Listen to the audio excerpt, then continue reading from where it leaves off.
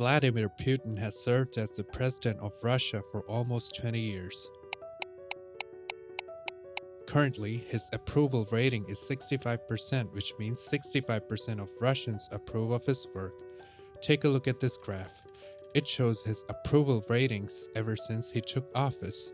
We can see that his ratings never dipped below 60%. In fact, in June 2015, they were as high as 89%. Now let's compare this to Joe Biden. His approval rating is currently 43%. In fact, his approval ratings have never been higher than 60%. Putin was named the Person of the Year by the Time magazine in 2007. Forbes ranked him the world's most powerful individual every year from 2013 to 2016. There are t-shirts with his pictures. He often appears in video games and his murals can be found all over Russia.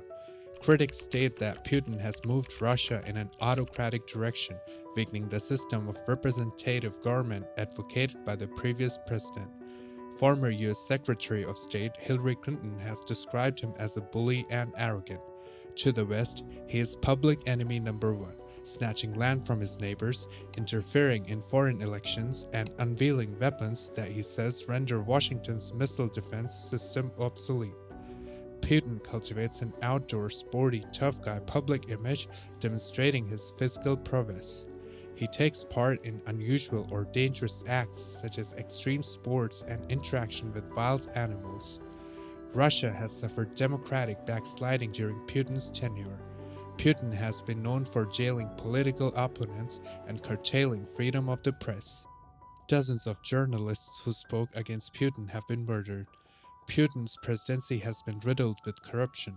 Since taking office, his office has funneled millions into presidential perks. In fact, roughly one-third of Russia's budget is believed to go to public officials who collect significantly more bribes now than they did before Putin. So why do so many Russians love Putin? And why do they see a hero in Putin?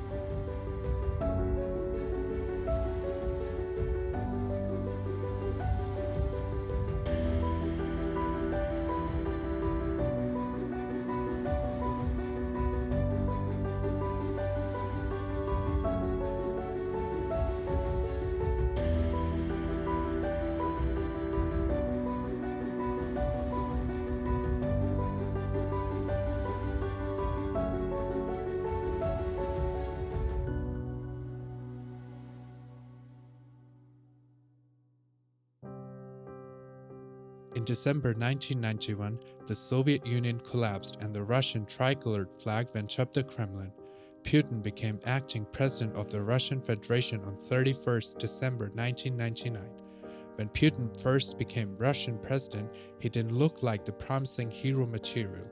Before becoming the president, Putin was a mid-level officer in the Russian intelligence agency KGB.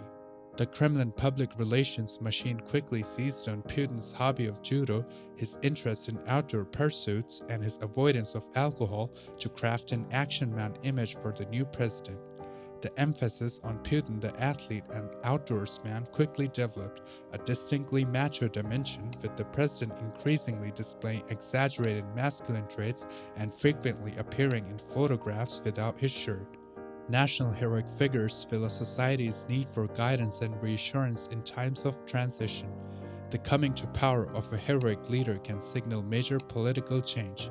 We saw this vividly with Nelson Mandela at the end of apartheid in South Africa. Putin's heroic leadership, by contrast, is based on his ability to make bold demands and take decisive action for the benefit of his country. The emphasis on his physical vigor, especially at the beginning of his presidency, created a dramatic contrast to his ailing predecessor Yeltsin, regarded by many Russians as presiding over their country's decline.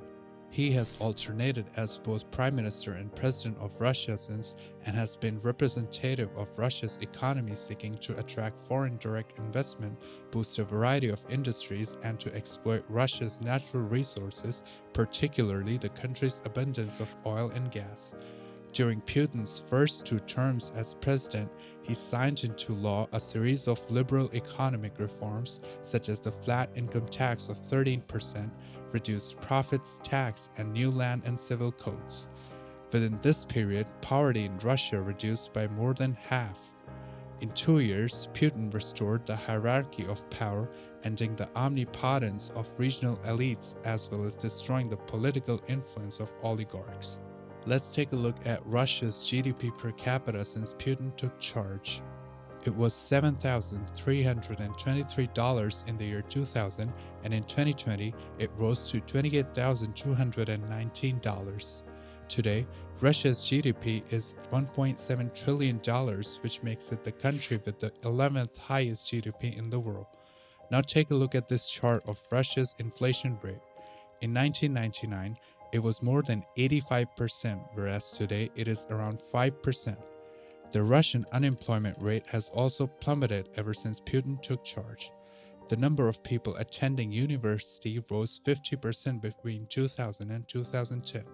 Putin brought peace and prosperity to an unstable and relatively poor Russia.